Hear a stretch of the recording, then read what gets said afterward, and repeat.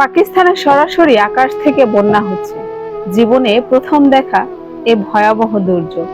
আল্লাহ চাইলে সব সম্ভব। এতটুকু জীবন, তাও হচ্ছে আল্লাহর দান। আর সেই জীবন নিয়ে আমরা কতটা অহংকার করি। আল্লাহ পাক মানুষকে দুনিয়াতে পাঠিয়েছেন তার জন্য, আর আমাদের জন্য পাঠিয়েছেন সবকিছু। এত সুযোগ সুবিধা পাওয়ার পরেও আমরা তার ইবাদত করি না, তার আনুগত্য প্রকাশ করি না, তার দেখানো পথে চলি না। আমাদের উচিত তার দেখানো পথে চলা, তাকে অনুসরণ করে চলা, তার পথকে অনুসরণ করে চলা। জানি না আল্লাহ পাক কার উপর কোন সময় তার কোন শাস্তির প্রভাব ফেলে দেবেন। আল্লাহ পাক পৃথিবীর সকল বান্দাকে হেফাজত করুক, বিশেষ করে পাকিস্তানবাসীকে আল্লাহ পাক রক্ষা করুক। সকলে বলি আমিন।